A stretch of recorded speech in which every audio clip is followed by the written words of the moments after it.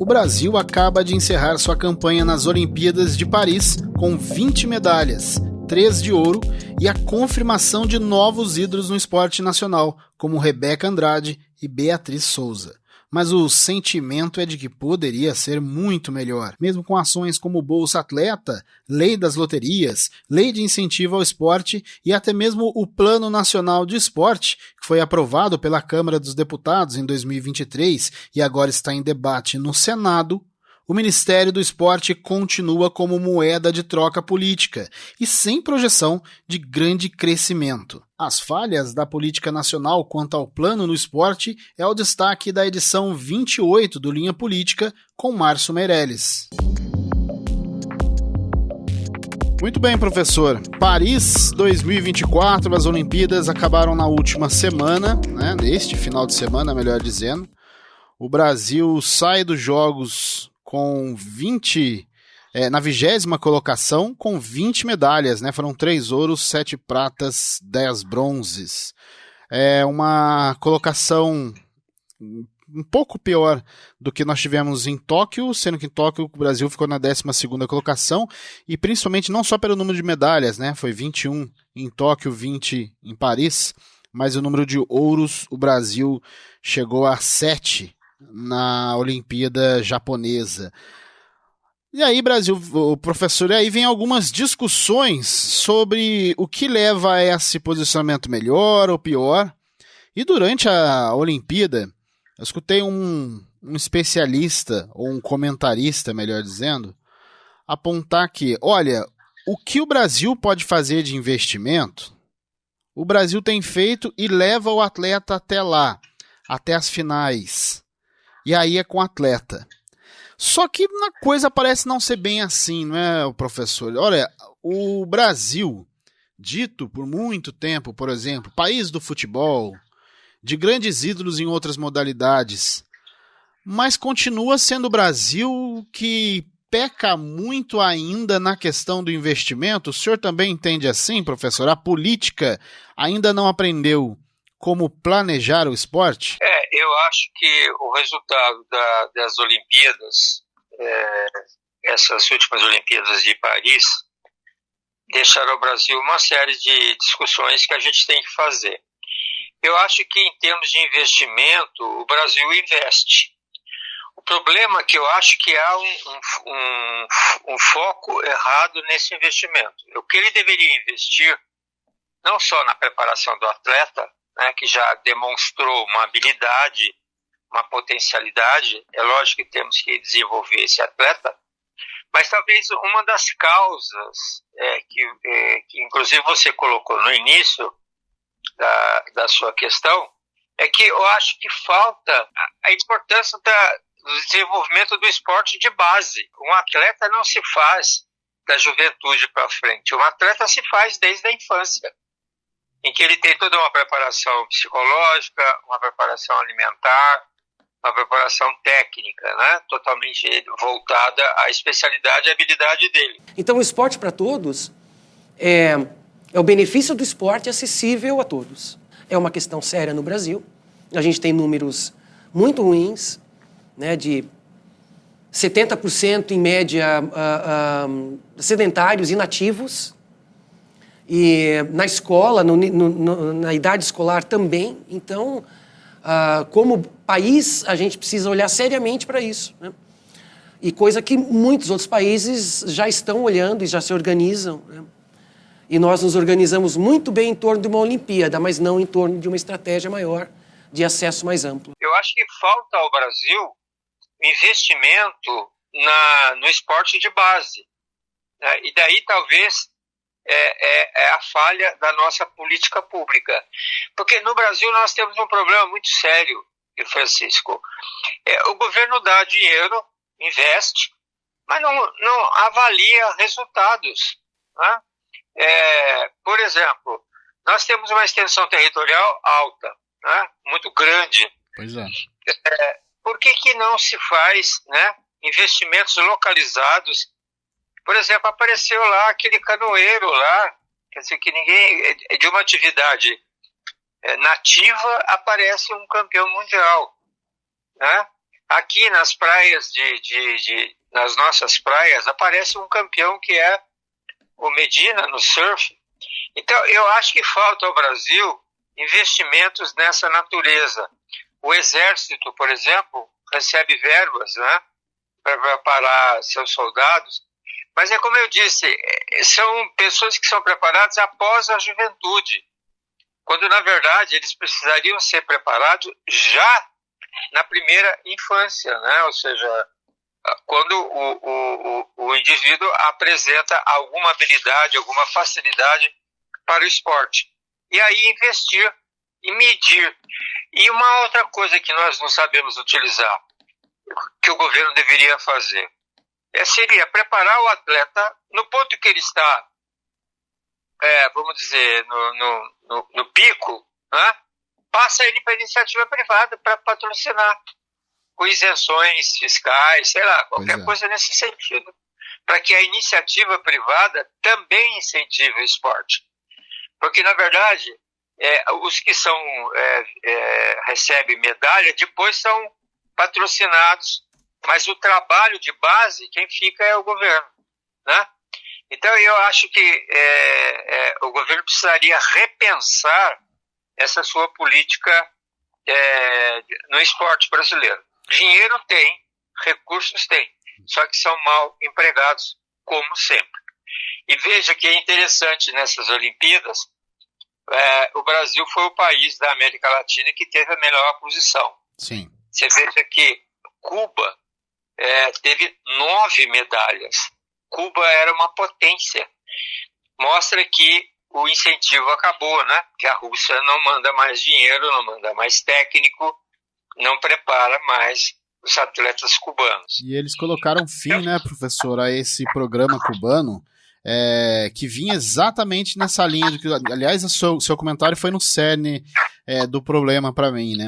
Se a gente pegar como exemplo de Cuba aqui, Cuba, durante um período, principalmente enquanto teve, ou até mesmo um pouquinho depois ali do fim da União Soviética, ela se manteve ainda por uns 15 anos, vamos dizer assim, como uma das maiores potências olímpicas, se não no número total de medalhas, mas pelo menos na quantidade de grandes atletas que ela colocava para o primeiro patamar, né?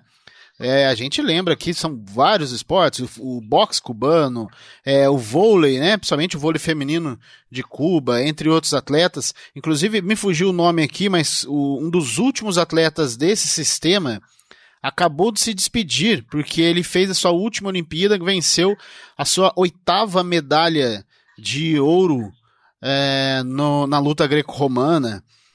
E aí ele é um projeto que vai exatamente nessa linha do que o senhor citou, que é a questão da formação do atleta, né? O trabalho junto às escolas. A gente tem um outro exemplo, engraçado, que se a gente der o exemplo de Cuba para um lado, a gente dá o exemplo do próprio Estados Unidos para outro, e claro, guardado todas as proporções de investimento, mas a gente está falando de planejamento, né? Os Estados Unidos é outro que foca muito a formação do atleta nas mais diversas modalidades, desde da própria luta greco-romana, que é feito nas escolas, esportes de maior proporção popular, como o próprio basquete, o beisebol, o futebol americano, né? A natação nos Estados Unidos continua muito forte, o investimento no esporte de base, como o senhor citou. E aí quando a gente puxa para o Brasil, é claro que há um investimento acontecendo, né? Por exemplo, o Brasil tem, vamos citar aqui 3 projetos. Há um investimento acontecendo, por exemplo, temos o Bolsa Atleta, que completa 20 anos neste ano, né? O Bolsa Atleta ele mantém alguns atletas com o cotidiano esportivo. O cotidiano esportivo que eu quero dizer é aquele do treinamento diário, né? Que consegue ter a sua preparação diária ali, ele se recebe um investimento por meio do Bolsa Atleta. A gente tem a própria lei das loterias, essa é um pouco mais antiga, a lei das loterias que repassa um valor ainda pequeno, mas um valor movimentado pelas loterias no Brasil para o Ministério do Esporte e as federações. A própria lei do incentivo ao esporte, né, que funciona meio que como uma lei Rouanet do esporte, Mas, professor, nós temos, por exemplo, o Plano Nacional do Esporte, foi aprovado no ano passado na Câmara dos Deputados, né? Está em trâmite no Senado, e há uma expectativa de que o plano do esporte viria a buscar outros caminhos desse tipo de incentivo. Mas o porquê que ainda não temos, como o senhor citou, e citou muito bem, esse investimento vinculado ao esporte de base como um programa esportivo, né? Como algo que vai projetar, como o senhor citou, não é o Brasil de hoje, não é só, entre aspas, só dar dinheiro às Rebecas que vão disputar a Olimpíada agora, mas sim repensar nas Rebecas, nas Rafaelas de Olimpíadas futuras. Projetar o esporte como uma linha condutora não só em busca de resultados, mas de formação também, né? O que eu acho é o seguinte, o Brasil perde uma grande oportunidade, por exemplo, né, de utilizar o esporte. Primeiro precisa resolver essa questão do investimento. Quais são as fontes, qual é o volume. Não precisa atacar todas as atividades, né, esportivas. Por exemplo, ginástica olímpica, essa que a Rebeca projetou o Brasil, que é uma tradição europeia, né, dos países do oeste europeu, depois veio para os Estados Unidos, e o Brasil, né, desponta, incentivar. Ou seja, em busca das meninas que têm esse perfil, têm essa característica, né, elástica muscular para poder fazer o que eles fazem. Não é qualquer pessoa que faz aquilo que ela faz.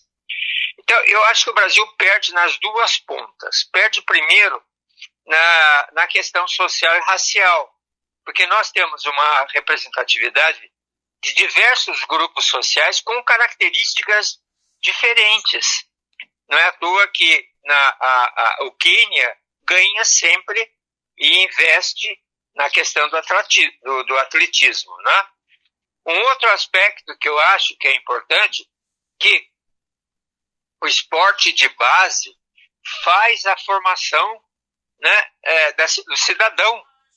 Ou seja, desde o início, ou seja, a diversidade, a questão da segurança, a questão da educação.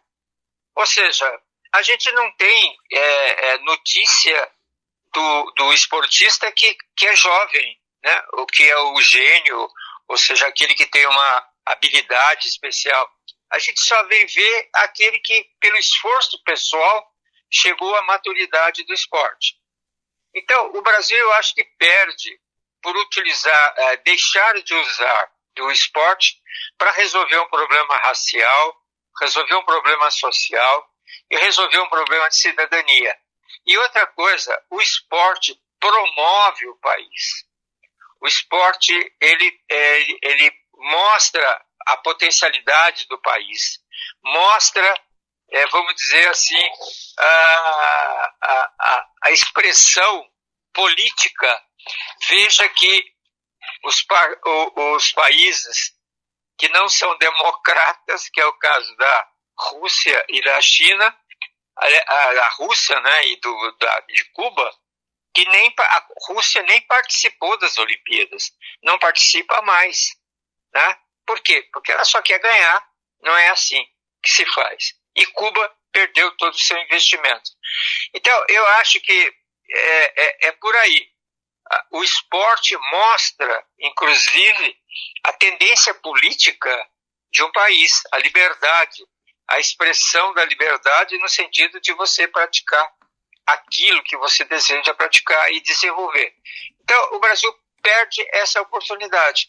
Veja, talvez a Rebeca vá agora lá para os Estados Unidos, os times de basquete, times brasileiros, vôlei, os atletas vão para a Europa jogar lá fora, ou seja, vão terminar o seu aprendizado esportivo quando poderiam fazer aqui no Brasil, né? Ligas de esportivas, né? Dos esportes, dos quais o Brasil tem se destacado ultimamente, que é o caso, por exemplo, dos esportes coletivos, que nós só tínhamos o futebol. O único esporte coletivo que o Brasil tinha era o futebol, porque nós, brasileiros, temos uma dificuldade incrível de trabalhar em equipe. E nós superamos isso. Nós temos medalha de ouro, de prata, de bronze no vôlei, né? Ou seja, somos uma potência mundial no vôlei.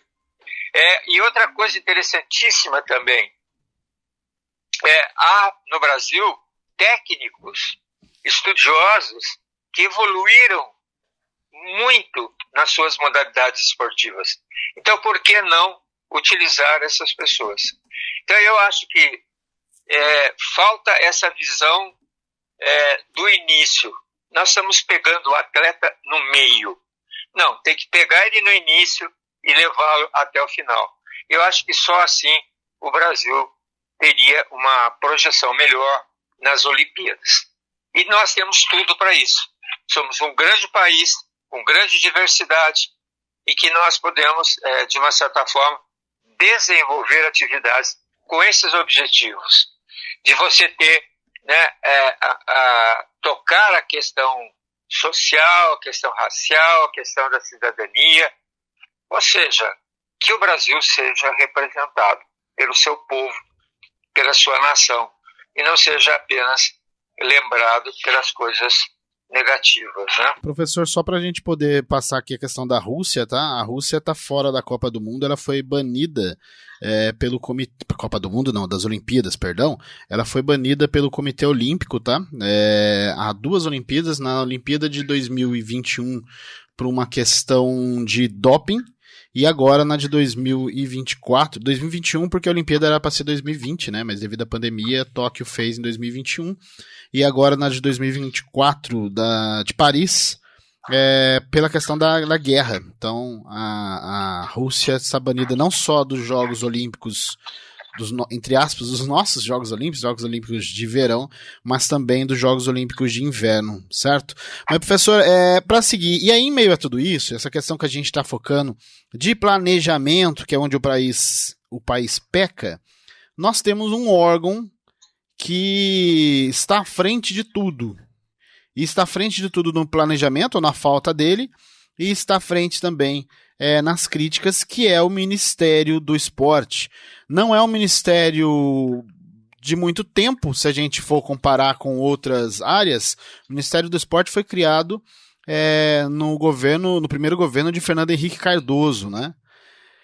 De lá para cá, quando a gente faz uma avaliação, a passagem de alguns nomes, professor, o que a gente tem no Ministério do Esporte, além de todo o planejamento, a equipe ou a falta dele, o que a gente tem como ponta de lança, o ministro em si, ou são nomes utilizados para propaganda política, a utilização de nomes, grandes nomes do esporte brasileiro, ou nomes que deixam muito claro o quanto o esporte é utilizado como moeda de troca de apoio político. Por exemplo, eu vou citar o primeiro deles aqui, que nem ministro era, porque na época não era ministério, e sim uma secretaria especial, que era o ex-jogador do Flamengo, da seleção brasileira, o Zico.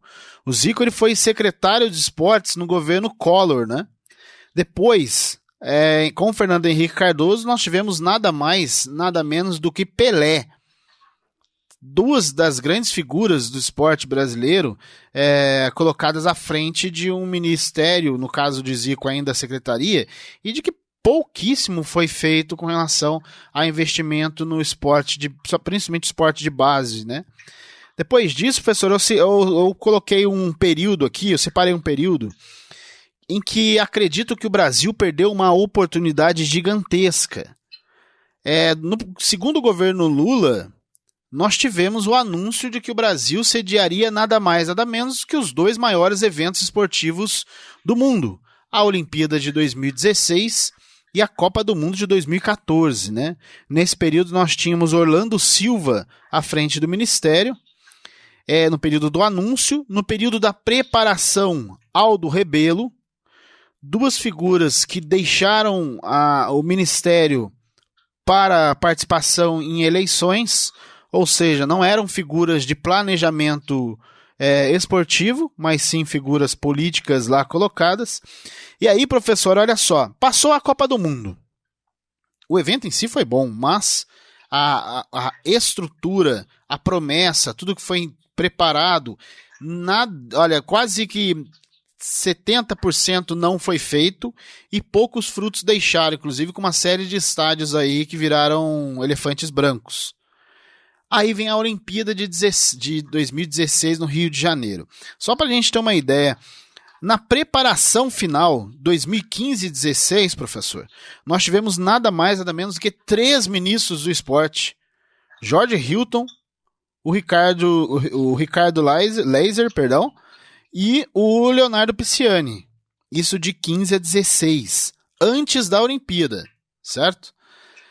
Aí durante a Olimpíada nós tivemos um evento que deixou quase nada de fruto. Quando a gente olha espaços, áreas estruturais, o próprio Parque Olímpico, jogado às traças. E aí, professor, a gente vê um ministério que, só para a gente ter uma ideia como a coisa foi piorando, no governo de Bolsonaro, ele deixou de existir quanto ministério, foi incorporado ao Ministério da Cidadania, e agora no governo Lula havia uma expectativa. E o que aconteceu? Primeiramente, Lula voltou àquela prática que colocou Zico e Pelé no ministério, que é o de chamar Ana Moser. E Ana Moser, para quem não conhece, é um dos grandes nomes do vôlei feminino do Brasil, e não só como atleta, tá? É alguém muito participativo na questão de política do esporte, política de cidadania. Foi colocada no ministério, só que chutada meses depois, porque o governo Lula precisava atender a Arthur Lira, e lá foi colocado o André Fufuca, que nada mais é do que um deputado antipetista nos últimos governos, e agora segue no Ministério do Esporte sem nenhuma ligação com o planejamento esportivo. Foi uma decisão política, pena para o esporte. É pena para o esporte mesmo, é um abandono do esporte, mas faz parte da política.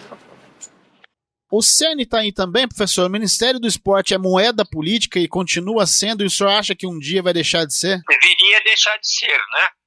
Ou seja, nós pagamos por aquela crença, né, de que o governo não sabe distinguir o que é governo e o que é Estado, né?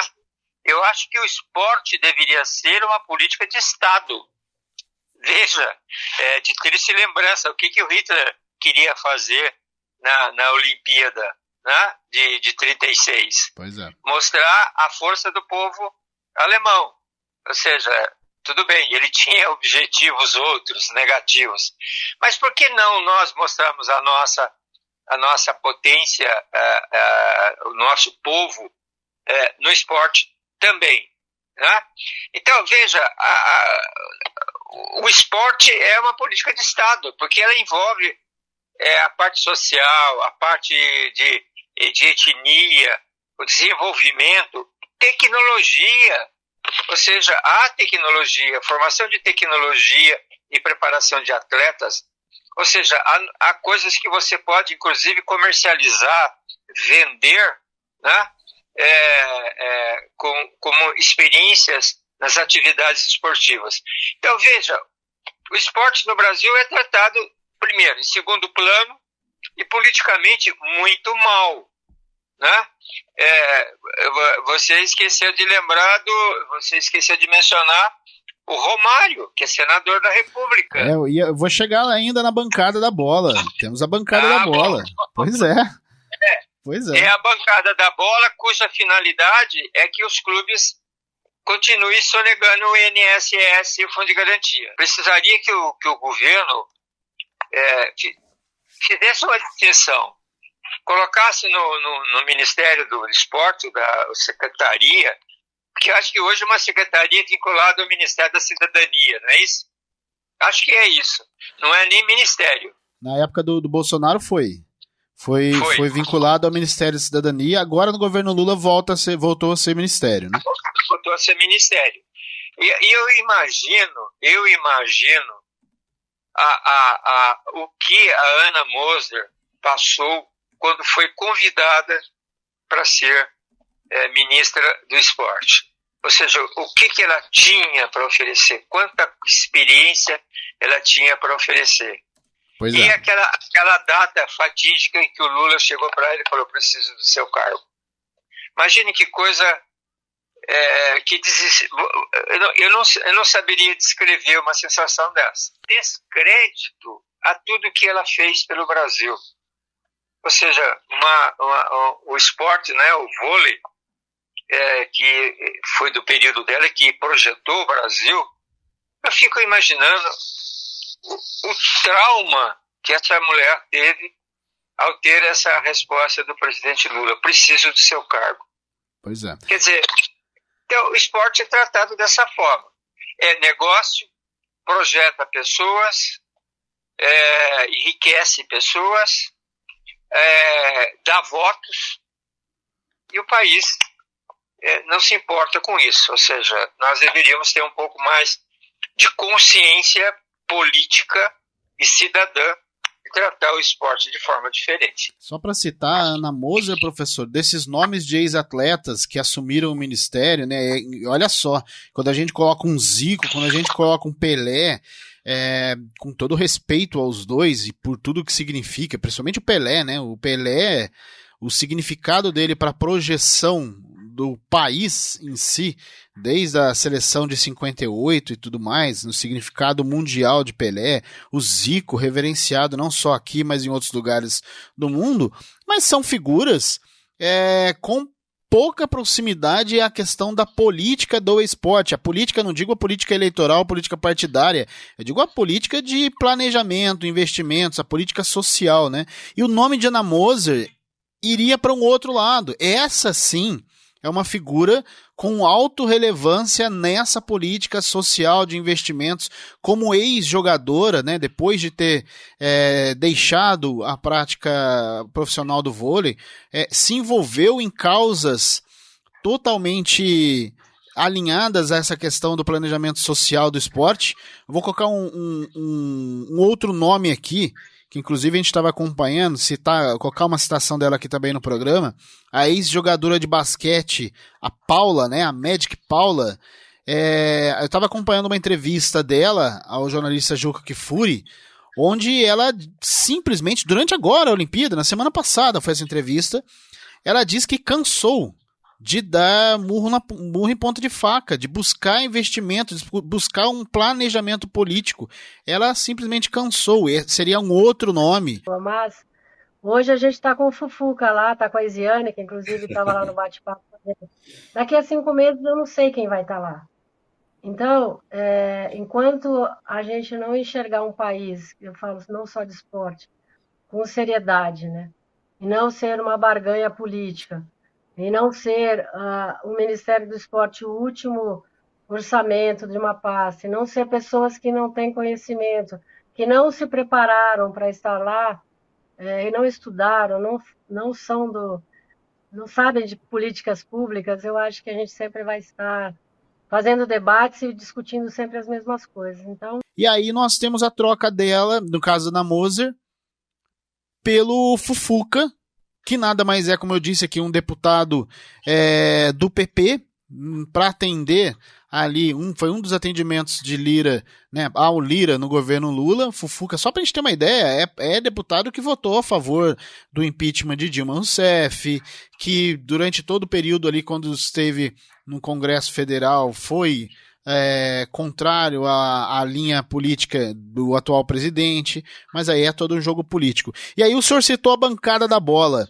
E só para a gente colocar 3 nomes aqui, para a gente ter uma ideia da representatividade do esporte e a necessidade que o esporte deveria ter, mas bate com a cara na porta quando vê a bancada da bola, por exemplo, com o Romário. Gente, a gente está falando de Romário, outro grande nome do esporte mundial, mas o Romário parece ser uma figura mais que está ali também para figura aleatória política, né, de claque, porque parece estar mais... Eu disse claque, hein? Não craque. Craque ele mas trabalha com a claque política, né? Tá ali mais para fazer marketing, parece. Quando teve envolvido em questões importantes vinculadas ao esporte, pouco soube discuti-las.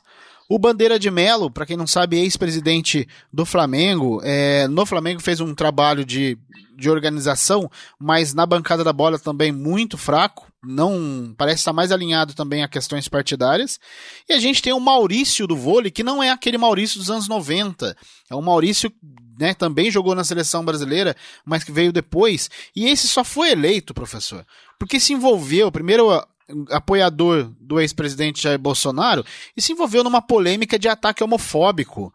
E aí, né, com essa questão do ataque homofóbico, se disse perseguido pela esquerda, acabou eleito porque figuras como ele acabam tendo um grande apoio, principalmente de eleitores bolsonaristas. Só que são figuras dessa bancada da bola que também pouco sabem, pouco discutem, pouco entendem do quanto o esporte pode fazer diferença, né?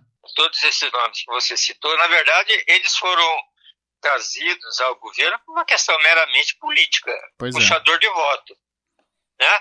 Ou seja, isso é uma deficiência do nosso setor eleitoral no Brasil, que tem essas anomalias. Como para mim os cantores, né? Aqueles que são têm uma certa repercussão. Agora os influencers, ou seja, pessoas que não têm nenhuma base política, nenhuma experiência política, se arvoram políticos para resolver os problemas do Brasil. Então, isso me parece que é uma questão do sistema eleitoral brasileiro e um aproveitamento desses nomes para puxar voto, né? Então, e que eles nada podem fazer, porque, na verdade, eles vêm de um mundo completamente diferente. O mundo político não é esse que o cara cai de paraquedas. O mundo político é aquele que começou lá embaixo, gastando sola de sapato, fez uma carreira política, vereador, deputado, prefeito, chegou até... Porque é uma questão de vocação, não é uma questão de oportunidade. Por isso que nós estamos nessa situação no Brasil, politicamente, porque nós temos um Congresso mal preparado. Por quê? Porque as pessoas são mal preparadas. Ou seja, elas são boas de voto para puxar voto para a legenda. Na verdade, pouco resultado trazem para a nossa sociedade. E essa bancada da bola está lá para defender os times de futebol deficitários, desorganizados, mal pagadores de impostos e clubes extremamente ricos, né? Ou seja, é uma distorção que a gente, passa governo, entra governo, sai governo e continua da mesma forma. Ou seja, precisaríamos ter legislações mais fortes, principalmente na regulamentação do esporte no Brasil. E o governo ter essa consciência de que o esporte modifica pessoas. O esporte traz riqueza para o país, traz visibilidade, traz, por exemplo, né, isso que nós estamos discutindo aqui agora, os países democratas foram os países que participam, ou seja, os países que tinham uma liderança autoritária perdem a sua participação, porque o esporte é uma coisa livre, não é uma coisa domesticada, vamos dizer assim, né, de adestramento. Então eu acho que o esporte é uma coisa lúdica, é uma coisa que se identifica com a pessoa. Então eu acho que o Brasil precisa mudar tudo, né? E no esporte ele está perdendo uma grande oportunidade, porque sempre aparece um gênio, como essa menina Rebeca. Quem que sabia que existia essa menina Rebeca, que ia competir com a melhor ginasta do mundo e que ganhou, né? A outra jovem lá, campeão de judô. Sim. Então são pessoas que vêm do anonimato e surgem para o mundo, e o Brasil não aproveita essas oportunidades. Quase que um trabalho individual e aleatório, né? Professor, olha, muito obrigado por mais um Linha Política. A gente espera que, quem sabe, né, a coisa continue ou possa melhorar. Eu sinceramente, com relação ao investimento da política social esportiva, sou muito pessimista, mas sou otimista com relação aos nossos atletas, que eu acredito que vão ainda nos dar muitas alegrias. Os atletas continuam, né? A nos dar alegrias. E 2028 em Los Angeles, quem sabe a gente consiga um número maior de medalhas. Mas se consegui-las, não será, acredito eu, por principal motivação de apoio político. Apesar de que a gente sabe que a política vai utilizar esse pessoal. Professor, obrigado por mais uma participação, hein?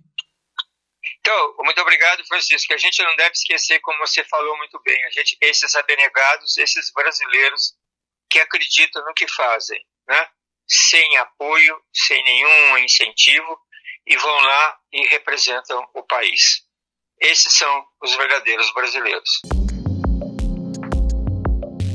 Essa foi a edição número 28 do Linha Política. Ficamos por aqui. Apresentação e produção de Francisco Assis, participação e comentários de Márcio Meirelles, operação de áudio de Edson César, edição Cassiane Ribeiro, design de Jesus Henrique.